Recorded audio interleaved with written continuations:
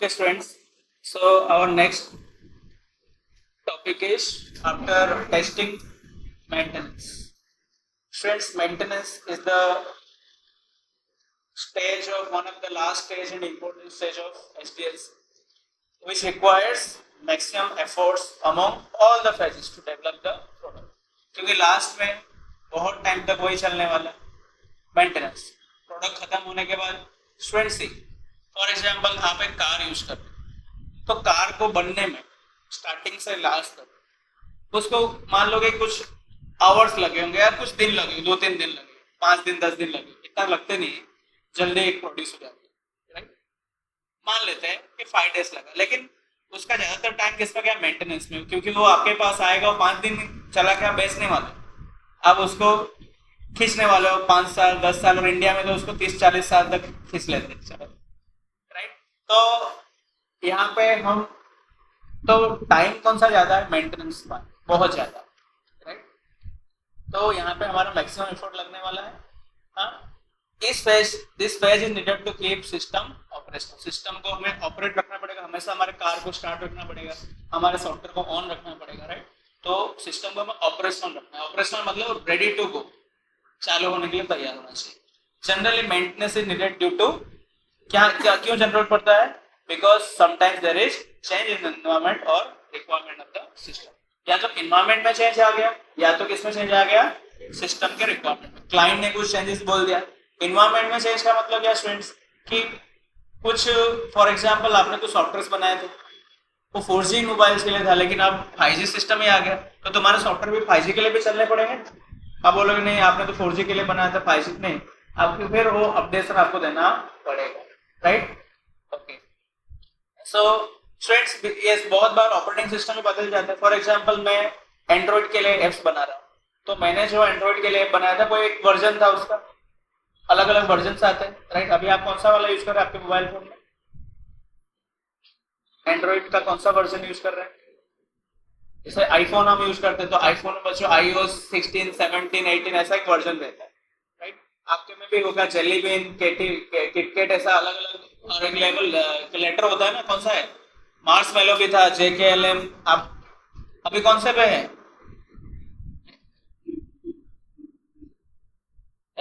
तो you just search your version. क्या है बेटा? 14, एंड्रॉइड 14 वर्जन. उसमें एक लेटर कुछ ऐसा दिया, कौन सा? हर बार स्टूडेंट्स एंड्रॉइड क्या करता है? फूड के साथ एसोसिएट करता है. किसके साथ? जे था जेली बीन, के था किटकैट, एम था मार्शमैलो. तो हर एक क्या होता है? फूड के साथ भी उसका वर्जन क्या होता है? रिलेटेड होता है. ओके, तो उसका एक वर्जन अभी करंटली आईफोन में बच्चों 17, 18 ऐसा चल रहा है. विंडोज में हम यूज कर रहे हैं, लैपटॉप में तो 11 चल रहा है, राइट. तो स्टूडेंट्स, तो हमने मान लो कि मैंने ऐप स्टोर में एक ऐप बनाया था, किसी ने मेरा परचेज किया था प्राइस पे करके, बट उसके वर्जन बदलने से मेरे ऐप में भी चलना तो चाहिए ना. तो मैं क्या करूँगा? कुछ चेंजेस लाना पड़ेगा, अपडेट लाना पड़ेगा, राइट.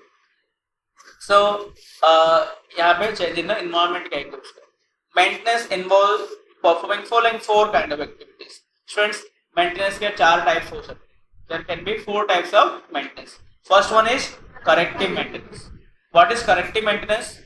स्टूडेंट्स, आपको जैसे मैंने बताया था कि कुछ ऐसे चीजें होते हैं कि जो आप जब डेवलप कर रहे थे तब वो डिस्कवर हुए नहीं थे. डेवलप कर रहे तब आपको पता नहीं था कि ये सारी चीजें भी आएंगे, right. It is done after the product development. Product develop होने के बाद आपने क्लाइंट को दिया था, उसके बाद पता चला अरे ये तो रह गया है, तो भी आपको करके देना पड़ेगा ना. तो उसको हम क्या बोलेंगे? Corrective maintenance. कि आप उसको करेक्ट कर रहे हो, आपके जो सॉफ्टवेयर को क्या कर रहे हो?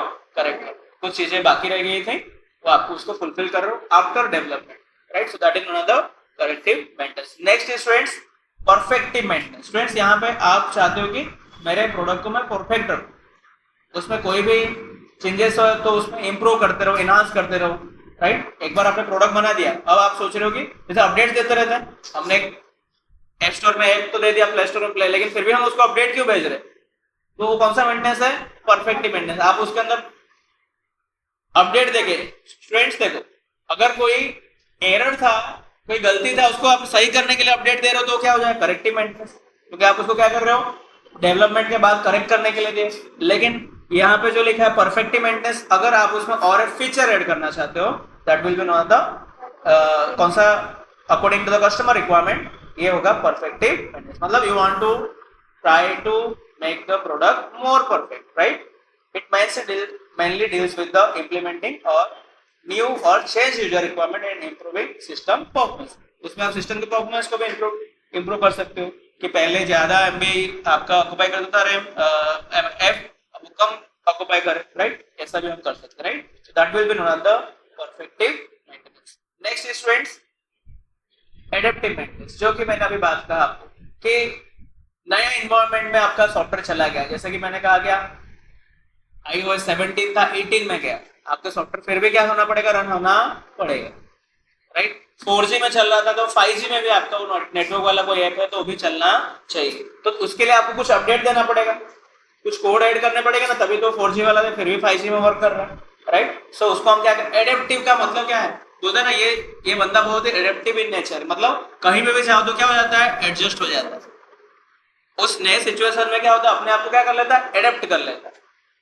समझना, adaptive means adjusting into a new situation. तो यहाँ पे भी हमें क्या करना पड़ेगा, कोई भी नया सिचुएशन आया, नया इन्वायरमेंट क्रिएट हुआ, हमें क्या करना, हमारा सॉफ्टवेयर वहां पे क्या हो जाना पड़ेगा, एडेप्ट हो जाना पड़ेगा, right. Supporting the software to work in a new environment and ensure working, और ये भी देखना है कि वर्किंग कर रहा है कि नहीं, ठीक है। It also consist of adaptation of software in the change of environment, जो भी एनवायरनमेंट में चेंजेस हुआ फिर भी काम करना चाहिए, ऐसा हमें कुछ अपडेट देंगे।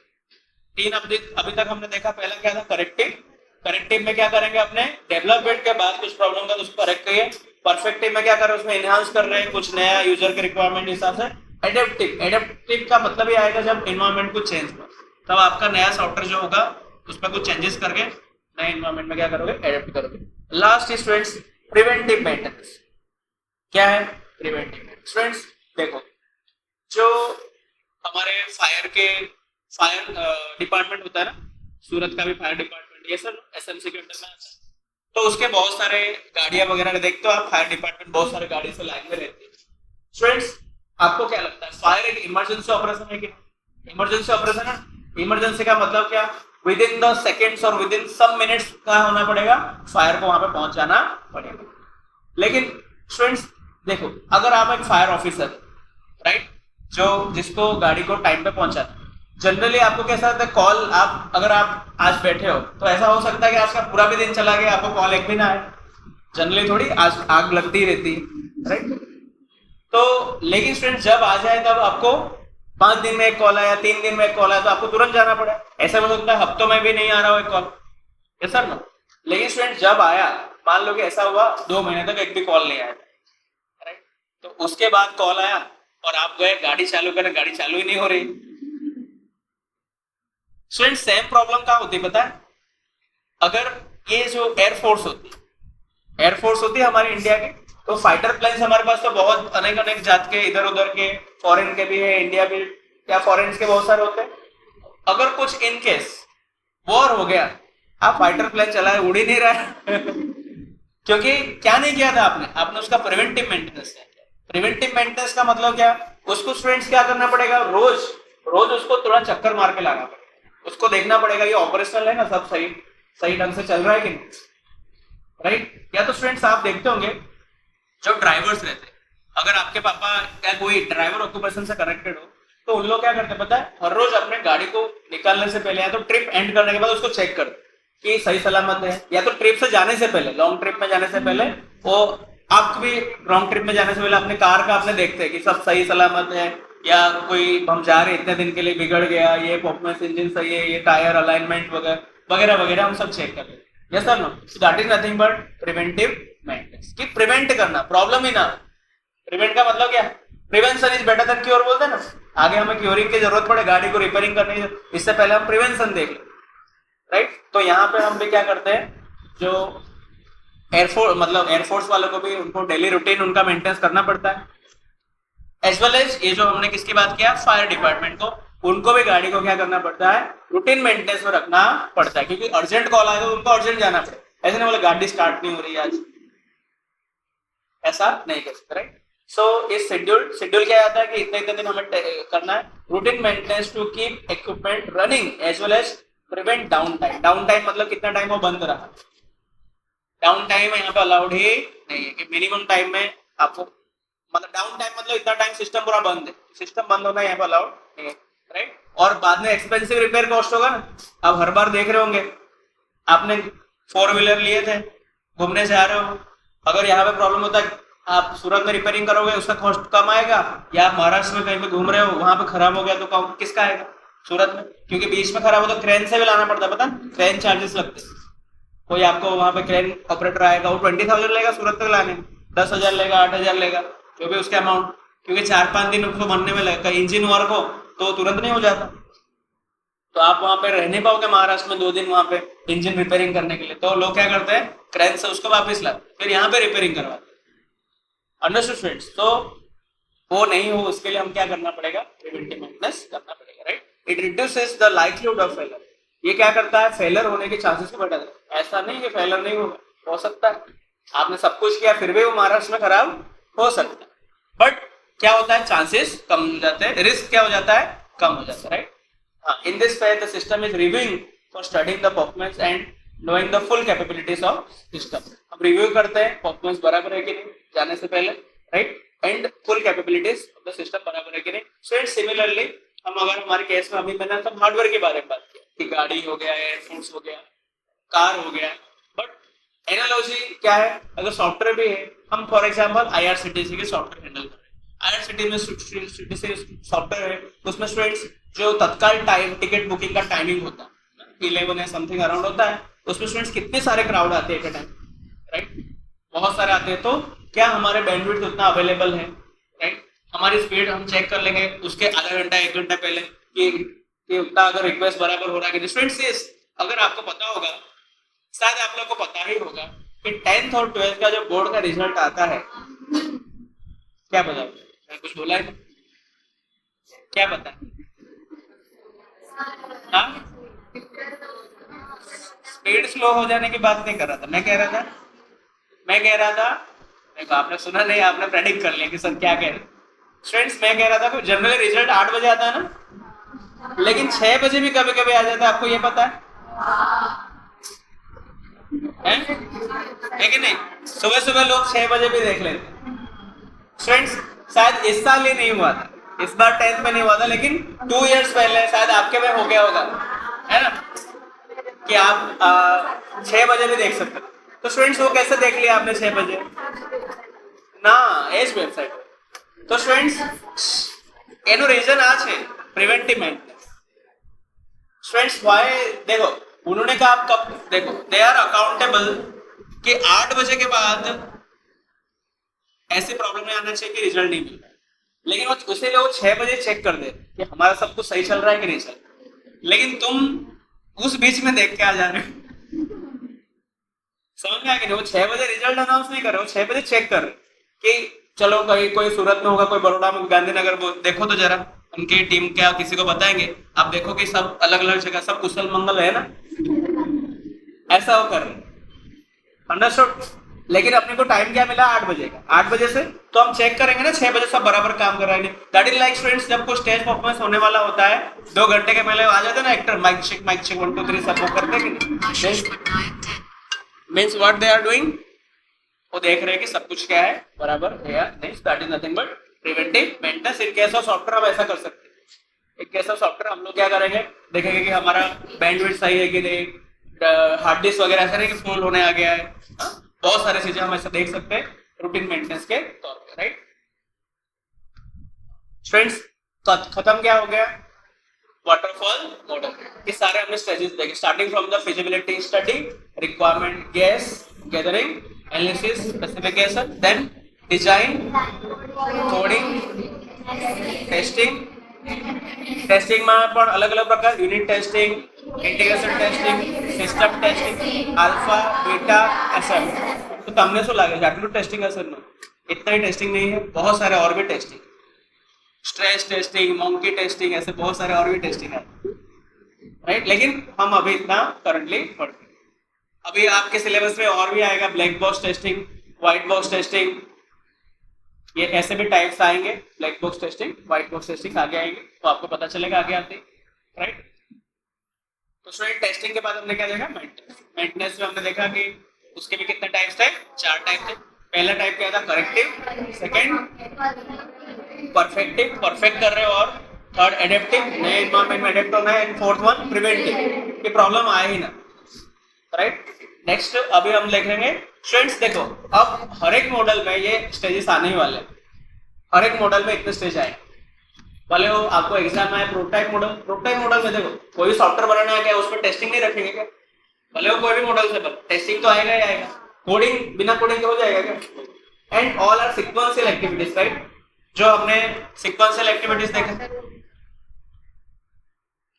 सीक्वेंशियल एक्टिविटीज हमने देखा था स्टूडेंट्स, और एक क्या था, पैरेलल एक्टिविटीज था, right. Sequential activities and parallel, umbrella activities को क्या बोलते हैं, पैरेलल एक्टिविटीज, जिसको कोई डिपेंडेंसी की जरूरत नहीं है। लेकिन ये जो है एक्टिविटीज, इसको हम बोलते हैं कौन सा एक्टिविटीज, फ्रेमवर्क एक्टिविटीज। कौन सा activities, framework activities. Framework activities कैसे चलते हैं, सीक्वेंस में चलते हैं, and these are the sequential activities, इसमें कोई पैरेललिज्म चाहिए नहीं, right. Monkey testing, advantage of waterfall model and disadvantage of waterfall, right. It is simple students, advantages देखते हैं, simple, easy to understand, wow it's favourite. Here it is clearly defined stages as each phase has well defined input and output. Clearly कि भाई इसके बाद ये आने वाला है, क्योंकि इसमें कोई हम बैक नहीं जाना, राइट। एक बार जो मैंने कमिटमेंट कर दिया, फिर अपने आप जाके अपने बाप भी नहीं सुनता है सर, एक बार आगे स्टेप पे चला गया तो पीछे हो जाएगा नहीं। It helps project personal in planning, planning help करेगा, क्योंकि एक बार प्लान बननी है उसमें चेंज होने नहीं है। इसमें क्या होना पड़ेगा स्टूडेंट्स, वेल अंडरस्टूड माइल, मैंने क्या बोला, ये छोटे प्रोजेक्ट के लिए अच्छा होता है जिसमें आपको पता ही है कि इसके बाद यही आना। फॉर एग्जांपल मुझे यहाँ से आज 6:10 को मुझे यहाँ से मेरा घर जाना है, तो मुझे बड़ी प्लानिंग करनी होगी, इधर से मैं जाऊंगा, जैसे मैं 90 डिग्री होगा, 70 डिग्री, यहाँ पे ऐसा शॉप आएगा, उसका ये होगा, लिखा होगा बैनर, उसके बाद वो ऐसा लेफ्ट टर्न लेना है, प्लानिंग नहीं, क्योंकि डेली का है अपना। तो उसके लिए हमें तो छोटे प्रोजेक्ट्स होगा तो हमें पता ही है कि ये आने वाला है, at the time you can do that, क्योंकि इसमें वेल अंडरस्टूड माइलस्टोन्स होते हैं कि इसके बाद ये आएगा। माइलस्टोन का मतलब समझते हैं ना क्या होता है students, what do mean by milestone. अपने को पहुंचना है यहाँ से दिल्ली, तो पता है बीच बीच में लिखा रहता है, कोई स्टोन्स होते हैं ना साइड में लिखा रहता है, दिल्ली इतना किलोमीटर है, आगरा इतना किलोमीटर है, तो उसको बोलते हैं माइलस्टोन। लाइफ पे हमारा कुछ गोल को अचीव करने से पहले बीच बीच में क्या आते हैं, माइलस्टोन्स, ठीक है। तो माइलस्टोन वर्ड का मतलब ये होता है, जो ऐसे स्टोन जो माइल्स बताती है ना, अपने यहाँ पे किलोमीटर बोलते हैं, लेकिन फॉरेन में लोग माइल्स बोलते हैं ना, 8 miles 10 miles, right. Results are well documented. Results बराबर documented होता है. Waterfall model works well for the which projects? Where line students, this is very important line. Where requirements are very well understood. Okay. अब देखते हैं disadvantage, बहुत ही risk है uncertainty, क्योंकि कोई सजेस्ट आ गया, मुझे यहाँ से घर जाना है, लेकिन अगर बीच में आ गए मुझे कोई दोस्त बुला रहे हॉस्पिटल, नहीं, मैंने कमिटमेंट कर दिया पहले घर जाना तो जाना, बीच में कोई भी काम आ गया जाने का नहीं, मतलब we can not change, risk can, it is student, that's why it is which model, this is not practical, for study purpose we are just for understanding theory model, as it is very difficult to strictly follow all phases of all types of projects, right? So this is only for what, theoretical purpose. Poor model for long and ongoing projects, students ये नहीं चलेगा ना long projects के लिए, ongoing projects के लिए क्या नहीं चलेगा, नहीं चलेगा, monkey testing, okay. Not so good for complex and object oriented projects, ये कॉम्प्लेक्स प्रोजेक्ट के लिए भी कोई जरूरी नहीं, ऑब्जेक्ट ओरिएंटेड प्रोजेक्ट्स जो लेटेस्ट है वो भी जरूरी नहीं। Also it can not use for the projects where requirements are change frequently, requirements बार बार बदल रहे हो तो चलेगा नहीं, क्योंकि यहाँ पे क्या है, वेल डॉक्यूमेंट, पता ही होना चाहिए तुम्हें ये कर, रिक्वायरमेंट सारे के सारे क्या होने पड़ेंगे, क्लियर होने पड़ेंगे, सिंपल होना पड़ेगा, क्लियर होना पड़ेगा, छोटा होना पड़ेगा, सब कुछ ऐसा सिचुएशंस होंगे, क्योंकि आप वापस जा नहीं सकते, right. It may happen that error may be generated at any phase and encountered in later phase. Students error कभी कभी होता है, आपको कोडिंग में गए तो पता चला यार ये तो गलत डिजाइन बना, लेकिन आप बोलोगे ना मुन्ना आप पीछे जा नहीं सकते, right. So it is not possible to go back and solve error in this model. So that's why it is a theoretical model and we are not using this kind of model. Okay, practical. Students देखो, अब अपने पास है और भी different models, like iterative model, incremental model, prototype model, and red model means rapid application development model, and agile model. Students अब क्या है ना, अब हम इस स्टेज पे आ चुके हैं एक मॉडल को समझने के बाद कि ये सारे मॉडल के बीच में क्या मेन डिफरेंस, अपने माइंड में पहले वो क्लियर होना पड़ेगा, देन हम थियोरिटिकल सेक्शन में जंप करेंगे।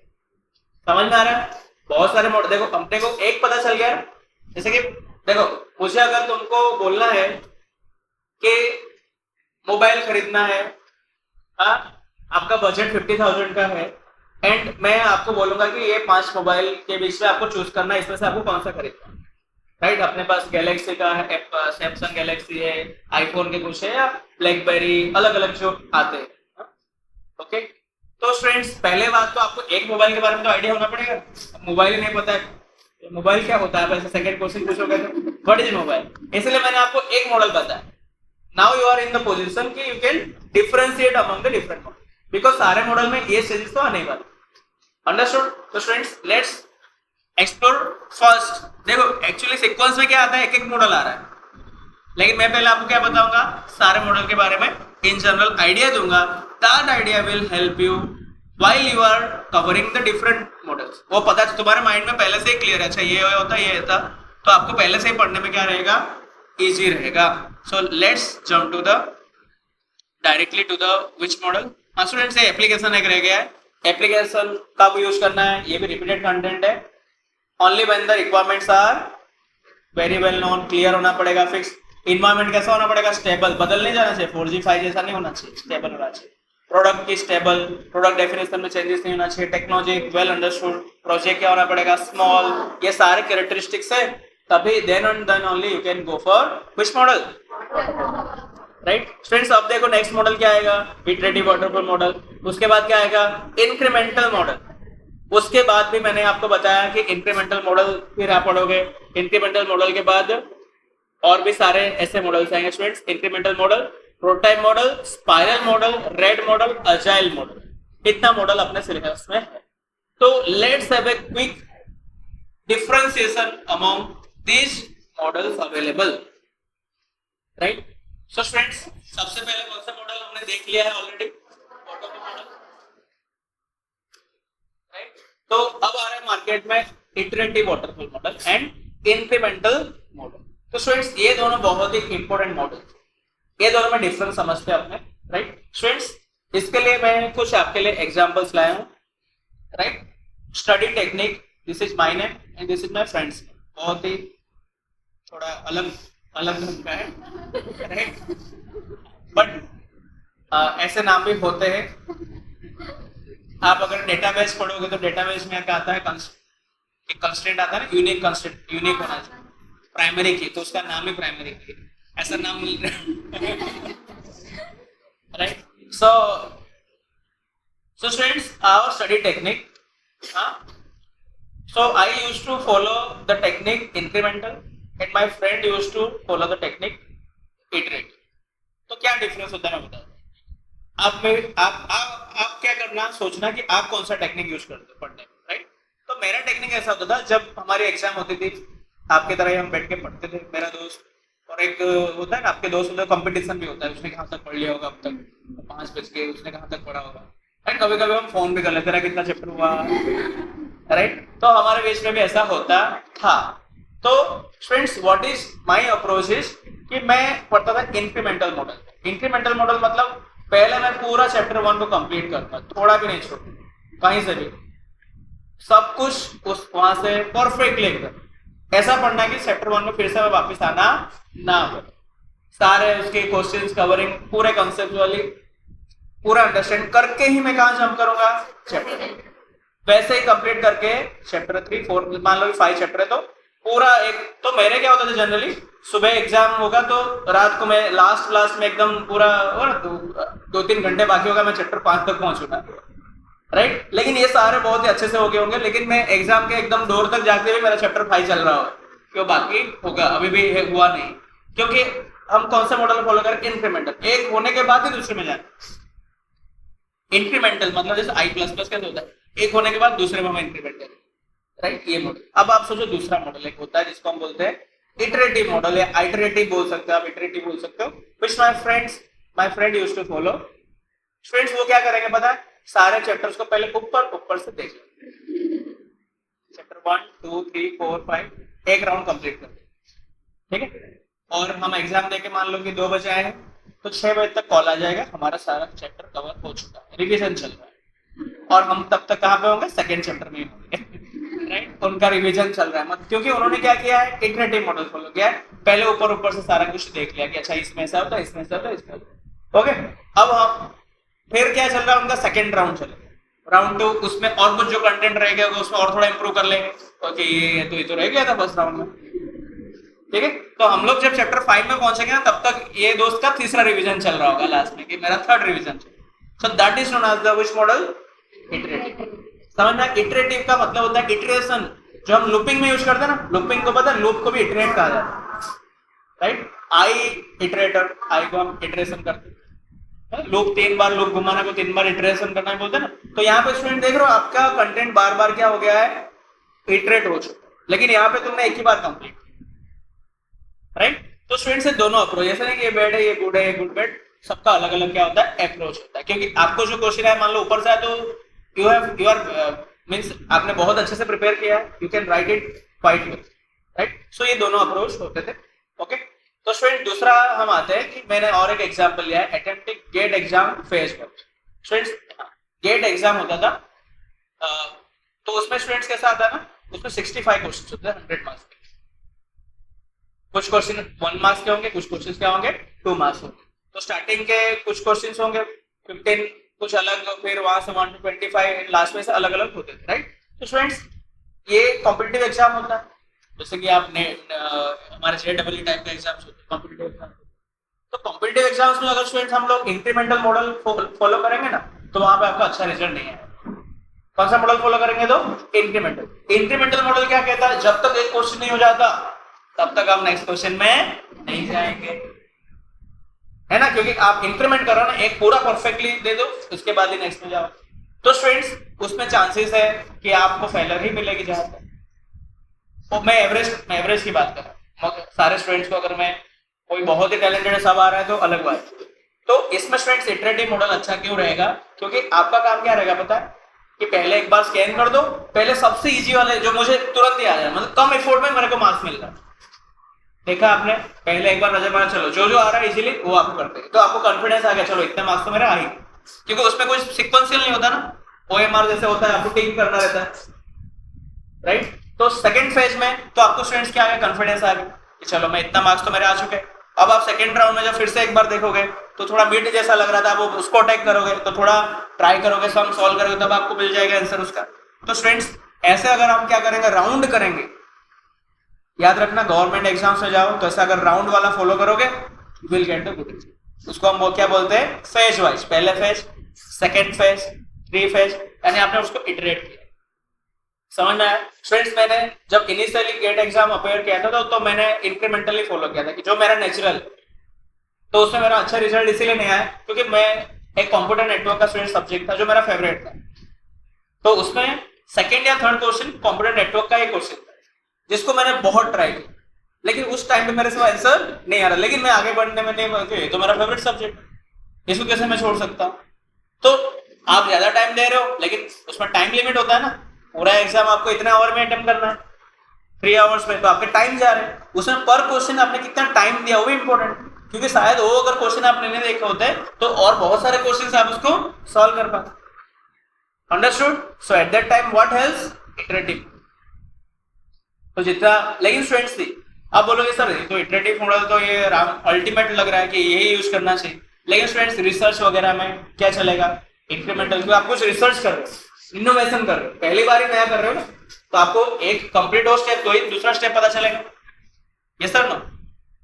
आज चैट जीपीटी आ गया तो डायरेक्ट चैट जीपीटी नहीं आ सकता, गूगल आया, पूरा प्रोडक्ट डेवलप हुआ, फिर लोगों ने एआई मशीन, एक कंप्लीट होने के बाद एक नया फेज। तो जब हम रिसर्च में जाएंगे तब आपका माइंड एक पर्टिकुलर टॉपिक पूरा सोचेगा, then it will jump to the next topic. तो स्टूडेंट्स ये अलग अलग मॉडल, तो समझ में आ गया आपको difference, iterative model and incremental. Incremental model में क्या होता है, सॉफ्टवेयर जो बनेगा, सॉफ्टवेयर कैसा बनेगा स्टूडेंट्स, एक फेज पूरा कंप्लीट होगा सॉफ्टवेयर, फिर दूसरा फेज पूरा कंप्लीट करेंगे, फिर तीसरा, ऐसे हम ऐड करते हैं। लेकिन इटरेटिव मॉडल में क्या करेंगे, पहले क्या करेंगे, अच्छा आपको सॉफ्टवेयर चाहिए, पहले एक बार हम उनको कैसे कैसे करके कंप्लीट करते हैं, वो बोलेंगे नहीं अभी मुझे ऐसा इंप्रूव चाहिए, फिर से कर लेते हैं। तो उसमें क्या करोगे, राउंड्स लोगे।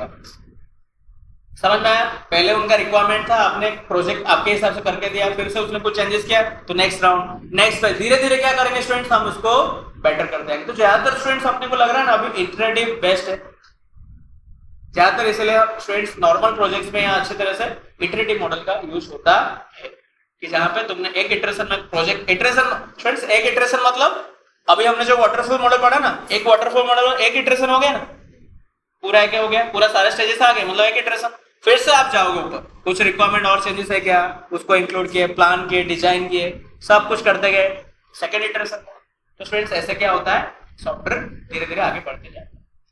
तो क्लियर है दोनों के बीच में, iterative model and incremental model. Okay, next time students अपने